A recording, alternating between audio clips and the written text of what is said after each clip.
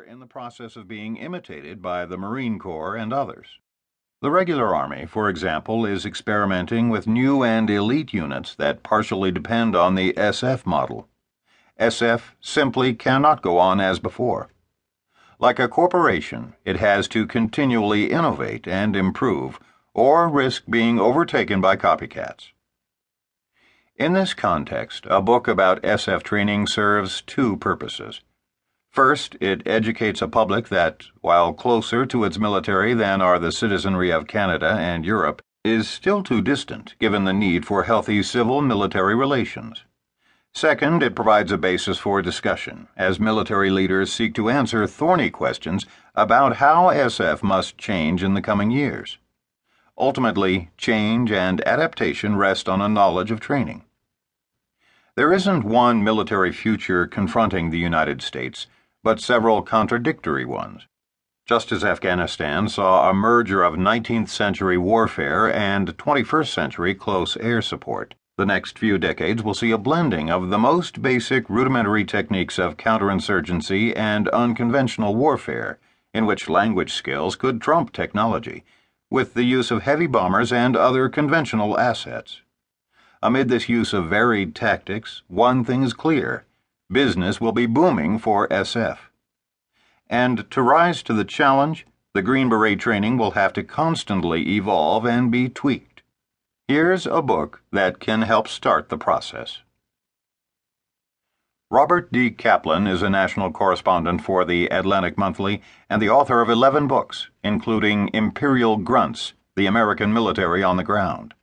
He is currently the holder of the Class of 1960 National Security Chair at the United States Naval Academy, Annapolis. The views expressed above are his own, and not those of the Academy. Introduction. I am an American Special Forces soldier. I will do all that my nation requires of me. I am a volunteer, knowing well the hazards of my profession. I serve with the memory of those who have gone before me.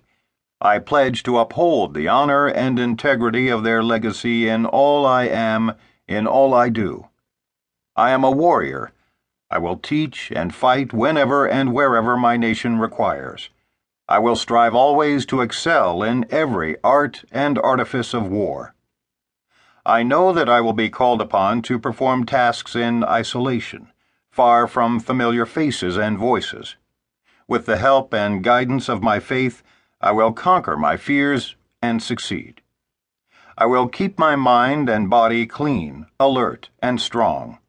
I will maintain my arms and equipment in an immaculate state befitting a Special Forces soldier, for this is my debt to those who depend on me. I will not fail those with whom I serve. I will not bring shame upon myself or the Special Forces. I will never leave a fallen comrade. I will never surrender, though I am the last. If I am taken, I pray that I have the strength to defy my enemy. I am a member of my nation's chosen soldiery. I serve quietly, not seeking recognition or accolades. My goal is to succeed in my mission and live to succeed again. De oppresso liber. This is the creed of the Special Forces soldier, the Green Beret. There's a lot in these few lines that defines this special breed of warrior, but one stands out that defines these chosen soldiers. I will teach and fight. Special Forces are teachers. Like all good teachers, they have to know their trade, and their trade is the art of war. And like all good teachers, to be effective, they have to gain the respect and trust of those they teach. This is not an easy task, since those they teach come from diverse ethnic and religious backgrounds. Quite often they don't speak English. Many can neither read nor write. Yet gaining respect and trust of foreign fighters, on their home ground and within the constraints of their culture, is the stock in trade of the Special Forces soldier. These Green Berets can also fight.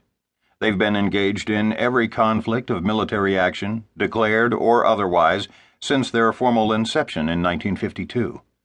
Along the way, 20 Special Forces soldiers have received the Medal of Honor. After 9/11, Army Special Forces were quickly deployed to Afghanistan.